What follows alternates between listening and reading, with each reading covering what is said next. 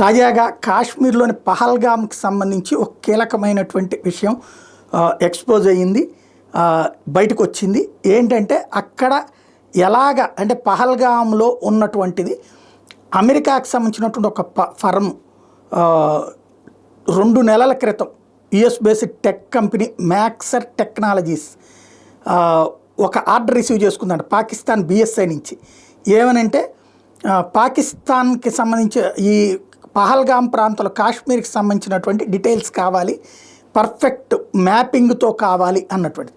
US satellite company website ఈ విషయాన్ని వాళ్ళ దాంట్లో మెన్షన్ చేసుకొచ్చిందంట కూడా. ఇప్పుడు అంటే ఆ మ్యాప్స్ ద్వారానే వాళ్ళు అక్కడికి వచ్చి ఈ దాడికి పాల్పడ్డారని బయటపడింది. I have linked the original reports in the caption and I think everyone should read that instead of watching this reel. But I know a lot of us won't because we prefer videos, so here I am just trying to summarize what they have written because it is important and it should reach a lot of people. 2 months before the Pahalgam terrorist attack, a US-based space tech company called Maxar Technologies started receiving an unusually high amount of requests for high-resolution satellite images.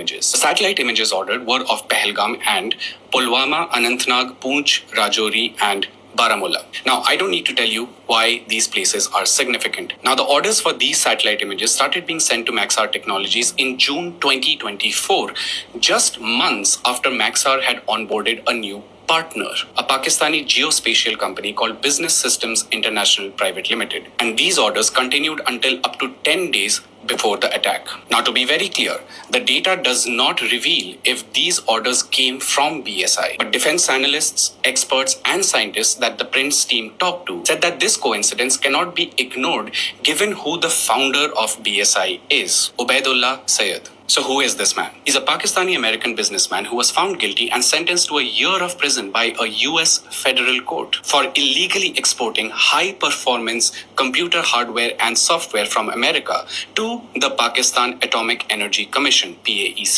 This is an agency that designs and tests high explosive and nuclear weapon parts. Now, Sayed's company, BSI, had appeared as a partner on Maxar's websites, the print has screenshots, until 9th May. However, on Saturday, a day after the print published this story, Maxar removed BSI from its website on the partners page. Now, does this answer all the questions that we Indians have?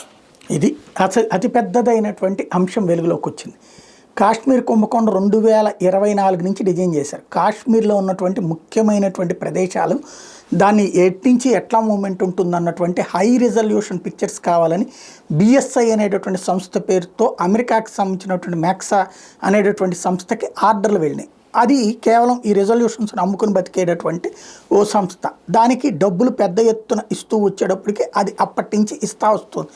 మొన్న మే 9వ తారీఖు Pahalgam incident జరిగే ముందు రోజు వరకు ఆ ఆర్డర్లు వస్తూనే ఉన్నాయట.